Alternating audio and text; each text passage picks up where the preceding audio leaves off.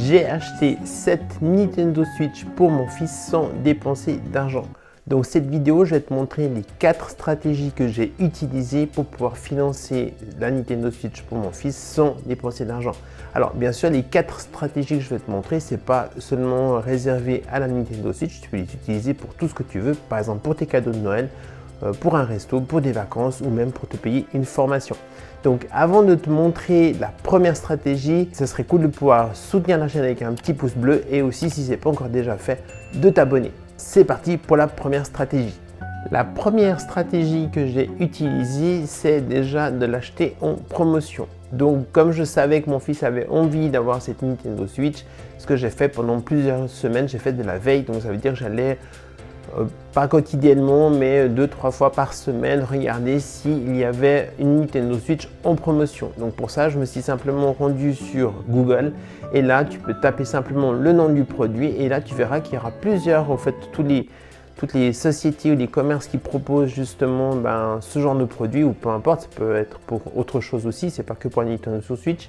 Et tu verras qu'ils te mettent directement les commerces qui la vendent et tu vois tout de suite au fait s'il y en a un de ceux-là qui fait la promotion. Et ce qui est bien aussi, c'est que ça donne les magasins qui sont à proximité de chez toi. Donc tu ne vas pas retrouver des magasins qui font ça en Pologne par exemple. Donc c'est vraiment hyper pratique pour pouvoir justement surveiller s'il y a une baisse de prix sur un produit que tu gagnes. Alors après plusieurs semaines de recherche, je l'ai enfin trouvée en promotion. Donc elle était, au lieu de 300 francs suisses, elle était vendue à 260. Donc déjà là, en l'achetant à ce moment-là, j'ai fait déjà une économie de 40 francs. Donc déjà 40 francs de gagné, donc ça veut dire qu'il ne me reste plus que 260 francs à trouver sur les 300 initialement prévus. Aussi, bien sûr, je tiens à préciser que j'aurais pu la payer encore moins cher en l'achetant en deuxième main, par exemple sur les marketplaces ou les sites de petites annonces.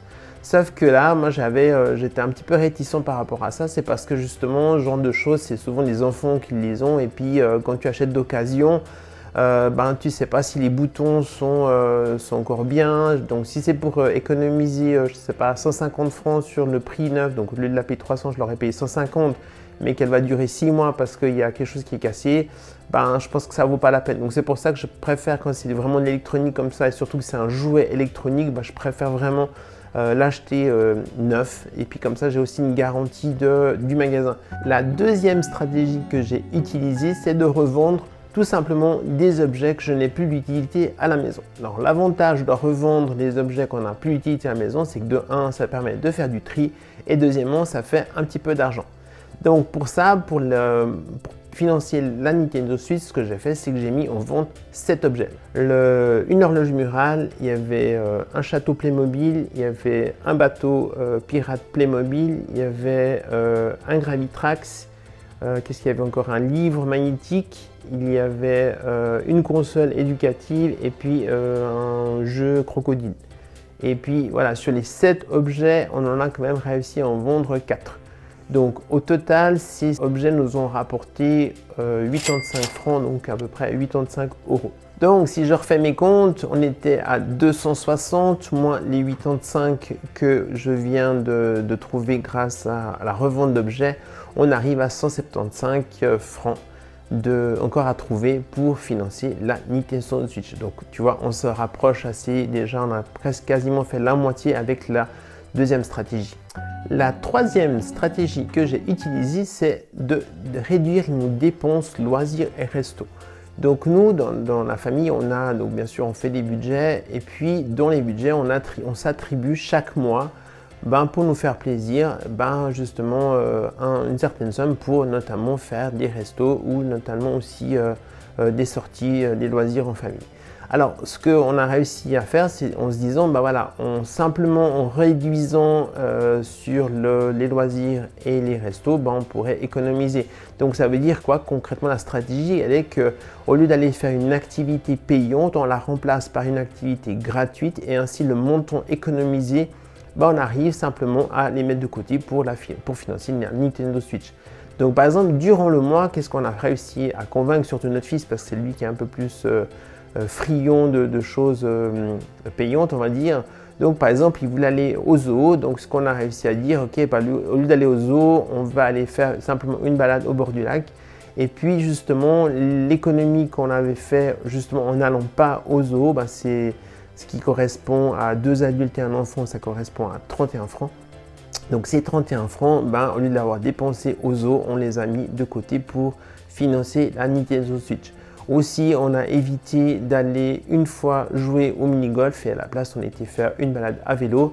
Et puis, on a aussi économisé 21 francs. Et puis, une autre fois aussi, généralement, on va une fois par mois, donc c'est pas une règle absolue, mais une fois par mois, on va aussi au McDo.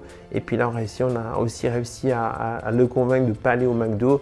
Et du coup, on a aussi économisé 30 francs. Donc, grâce à cette troisième stratégie, on a réussi à économiser 82 francs. Donc, on était à 175, moins les 82 maintenant, il ne reste plus qu'à trouver 93 francs et puis on aura réussi à financer intégralement la Nintendo Switch. Donc c'est quelque chose que tu peux aussi faire par toi-même sans problème. Donc tu vois que c'est pas si compliqué, il faut juste mettre une petite stratégie en place, mais c'est faisable.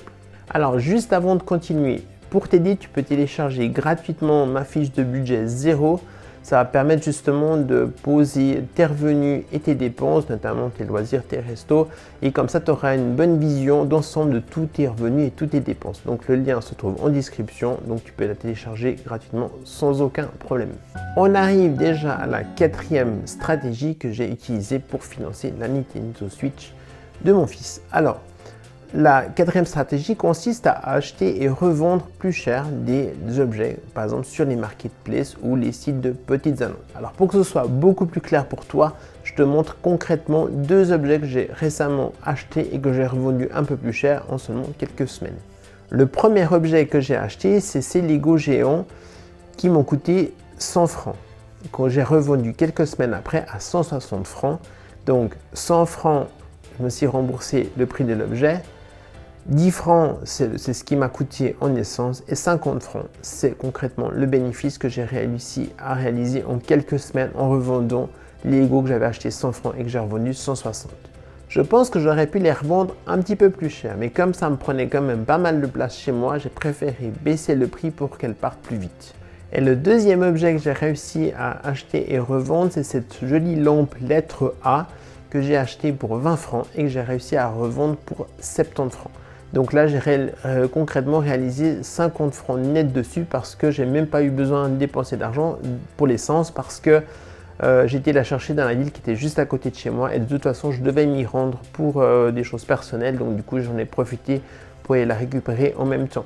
Donc là, concrètement, en faisant 2 achats à revendre, j'ai gagné 100 francs net dans ma poche en seulement quelques semaines.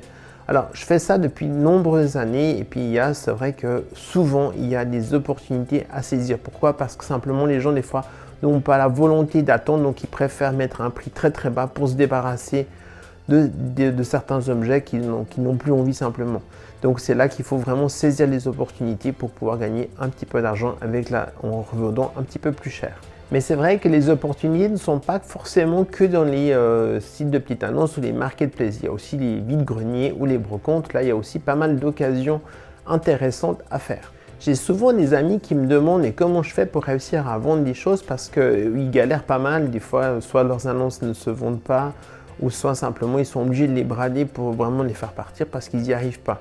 Et c'est vrai qu'il y a quand même quelques petites techniques à comprendre, des subtilités pour justement bien acheter, bien vendre, bien racheter et revendre parce que c'est quand même subtil et puis des fois il faut vraiment faire attention à ne pas faire des erreurs. D'ailleurs, ça m'a donné une idée, je me disais pourquoi pas créer une formation justement où je partage toutes mes techniques justement pour bien acheter, bien vendre et bien acheter et revendre parce que tu verras, même à expérience, je pense que toi tu auras déjà aussi fait tes tests toi-même, il y a des fois des choses, pourquoi le même produit, le même article sur les marketplaces ne se vend pas et pourquoi d'autres arrivent à le vendre. Justement, je me suis amusé à analyser pendant les années que je fais ça, j'ai quand même compris à force de regarder plusieurs annonces pourquoi certaines choses ne se vendent pas et pourquoi des fois j'arrive à revendre des trucs beaucoup plus cher alors que d'autres n'y arrivent pas. Donc justement, l'idée ce serait de pouvoir partager justement toutes ces techniques-là dans une formation. Donc ce que j'aimerais savoir aujourd'hui, est-ce qu'une formation justement de comment acheter, revendre et surtout comment racheter et revendre derrière pour générer un complément de revenu, est-ce que c'est quelque chose qui pourrait t'intéresser?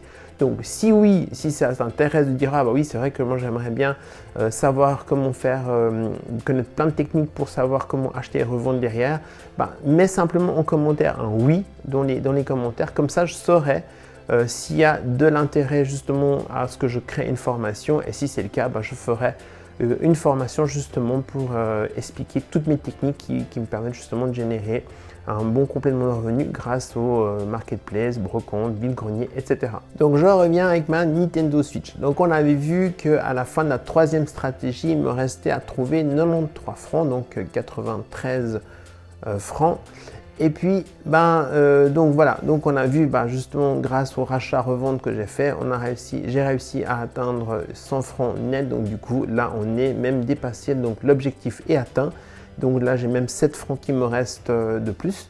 Donc tu vois, comme quoi, en ayant appliqué ces 4 stratégies et en seulement quelques semaines, j'ai réussi à intégralement financer la Nintendo Switch que j'ai offert à mon fils. Donc je te mens pas, c'est que des fois je joue aussi, mais ça, on ne lui dit pas quoi.